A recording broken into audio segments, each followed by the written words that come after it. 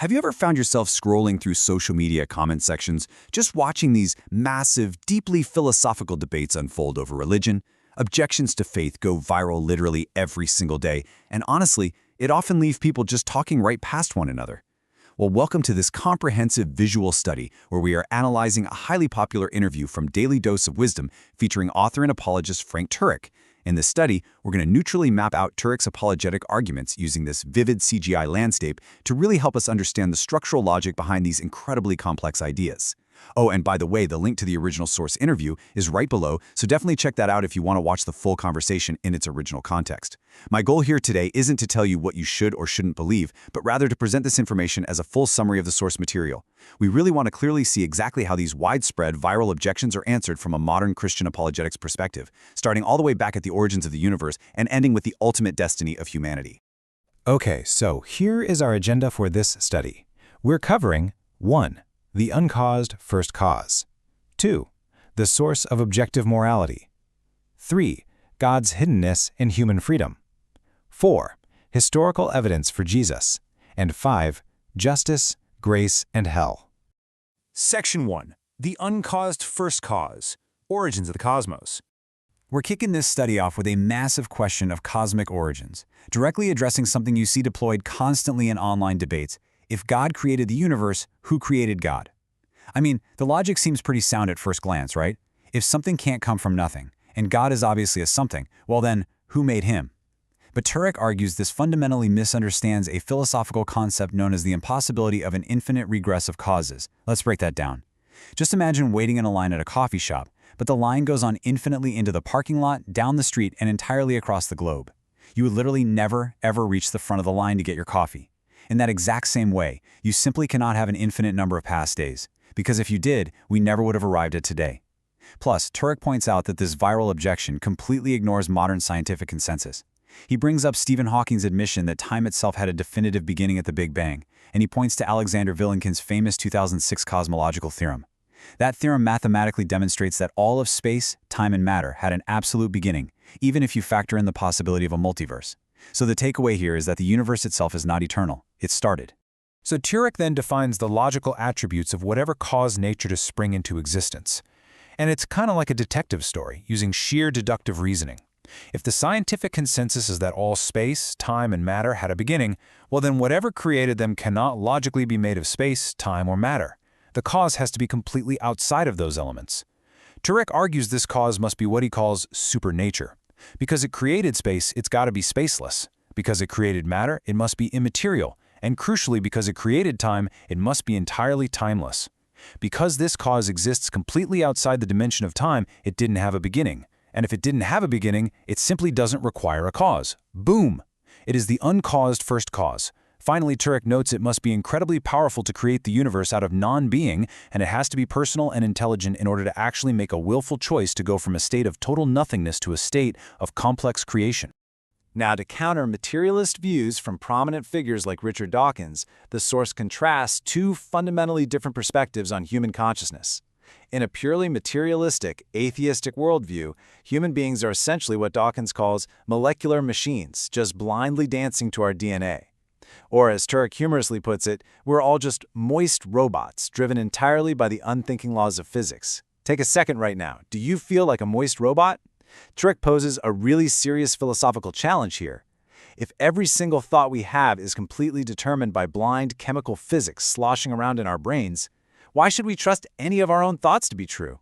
Actually, that would have to include the thought that atheism is true. The theistic view, on the other hand, argues that we possess rational minds patterned directly after a divine great mind. Turek argues this is really the only logical framework where we can actually trust our own ability to reason, do science, and discover objective truth in the external world. Section 2. The source of objective morality, defining good and evil. As we shift gears from cosmic origins straight into the internal human experience of right and wrong, Turek outlines this three-step logical progression to push back on atheistic ethics. First, a properly functioning human mind just intuitively knows that certain things like torturing an innocent person are objectively wrong, not just socially unpopular, but actually wrong. Second, he argues that an objective moral law logically requires an immaterial moral lawgiver.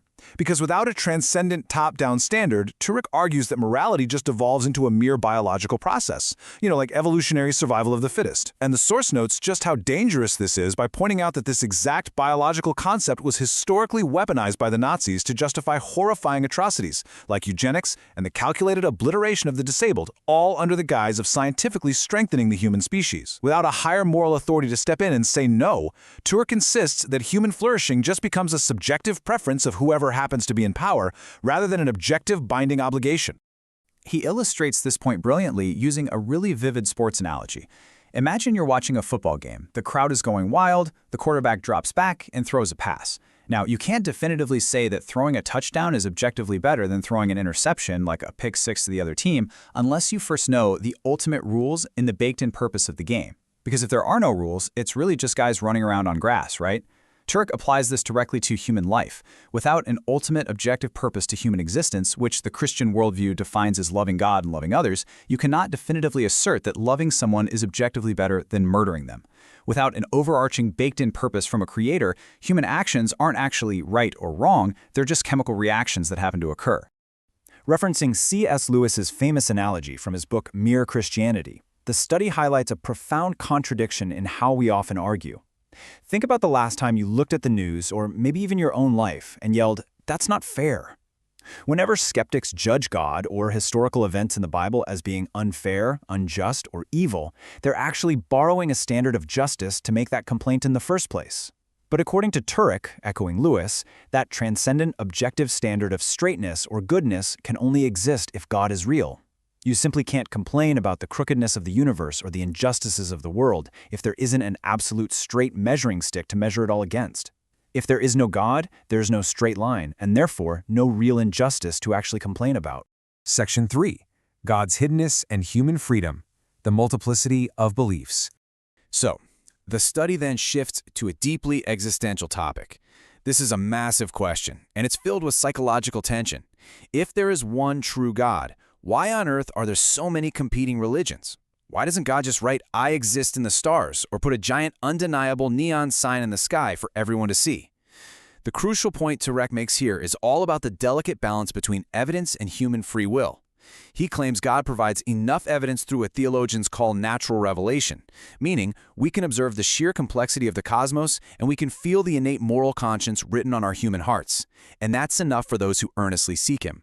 However, God intentionally leaves just enough ambiguity in the world so that those who want to go their own way and frankly desire to be the God of their own lives maintain the genuine free will to do exactly that. To really visualize this, the source brings up the philosopher Søren Kierkegaard's profound analogy to address why God operates in unexpected, hidden ways, like arriving as a helpless baby in a manger. Let's set the scene. Imagine this phenomenally powerful king who falls madly in love with a humble peasant girl.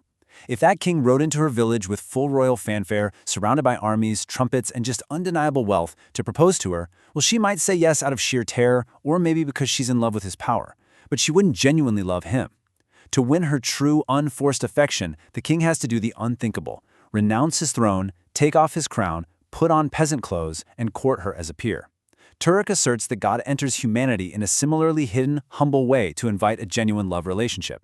He notes there is a massive difference between intellectual belief that God exists, a fact which even demons acknowledge, and trusting belief in God.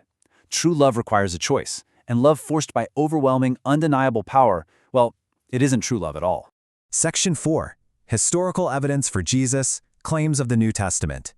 Moving structurally from these vast philosophical arguments about the cosmos all the way down to highly localized recorded history, the interview pivots to evaluate the specific claims of Christianity. Turek argues that the New Testament documents are historically reliable by presenting the 4 E's. First, the testimony is early, written way too close to the events for myth to fully overtake historical memory. Second, it contains heavily detailed eyewitness accounts. Third, and this is very compelling, the texts are absolutely sprinkled with highly embarrassing details. For example, the male disciples are depicted as absolute cowards. Peter famously denies Jesus, and remarkably, women are recorded as the very first witnesses to the empty tomb. In a first-century patriarchal culture where female testimony was widely disregarded in court, absolutely no one would invent a hoax where the women were the heroes heroes and the men were cowards. That detail just rings historically true. Finally, the witnesses suffered excruciating deaths for their claims. First-century Jews had zero motivation, no money, no sex, no political power, to invent a story about a man rising from the dead, only to allow themselves to be beaten and killed for a lie they themselves fabricated. Highlighting a super powerful excerpt from a famous 1926 sermon titled One Solitary Life, the study points out an incredible, almost staggering historical reality. Just think about the sheer unlikelihood of this for a second. How extraordinary is it that an obscure, propertyless itinerant carpenter from a tiny, oppressed backwater of the Roman Empire, who only preached for 3 years and died a humiliated criminal's death, became the central, paradigm-shifting figure of the entire human race? I mean, he literally split the global calendar in half. The source argues this historical explosion points directly to the reality of the resurrection, particularly noting the rapid, explosive growth of the early church right out of Jerusalem. If Jesus hadn't risen, his powerful political enemies could have easily paraded his dead body through the streets, completely ending the Christian movement on day one. But they didn't, because they couldn't. This is absolutely fascinating. Turek elegantly maps the reported miracles of Jesus directly onto humanity's 4 greatest existential dreads. Think about our everyday lives and fears. The human narrative is constantly plagued by our own moral failures, the fear of getting a devastating sickness, the wrath of natural disasters, and ultimately the absolute certainty of death. According to the historical text, Jesus didn't just teach good morals. He directly provided the solution to all 4 of these massive problems. He lived a perfectly sinless life, he healed chronic sickness, he spoke and calmed raging seas, and he completely conquered the grave. The study frames the resurrection not just as some neat magical parlor trick, but as the ultimate historical antidote to the deep, fundamental brokenness of the human condition. And finally, Section 5. Justice, Grace, and Hell. The ultimate destiny. So, wrapping up, the visual study tackles the highly emotionally charged and very often misunderstood theological topics of eternal punishment and the fate of humanity in the afterlife. Turek explains this using a courtroom analogy. If God is infinitely just, he simply cannot let moral injustice go unpunished. Just like a good moral human judge can't look at a guilty murderer and say, "Hey, I'm a loving judge, so I'm just going to let you walk free." That wouldn't be love, that would be gross injustice. God must punish sin. However, God offers immense, unparalleled grace. In the Christian framework, God punishes Jesus, an innocent, completely voluntary substitute, instead of us. This means that humans in the afterlife ultimately receive one of 2 things: either pure justice, where they stand on their own record and pay for their own actions, or unmerited grace, receiving the free gift of Christ's perfect righteousness. Turek emphasizes that absolutely nobody in the afterlife will get a raw deal. Everyone will be treated with perfect, objective fairness. Addressing the mechanics of eternal punishment, the source frames hell not as a draconian, fiery torture chamber created by an arbitrary, hateful dictator, but rather as a tragic honoring of human autonomy. The host of the interview actually compared God to a warm fire in a freezing tundra. If you choose to walk away from the fire, well, you're naturally choosing to step into the freezing cold. Turek expands on this by comparing hell to a scenario of romantic pursuit.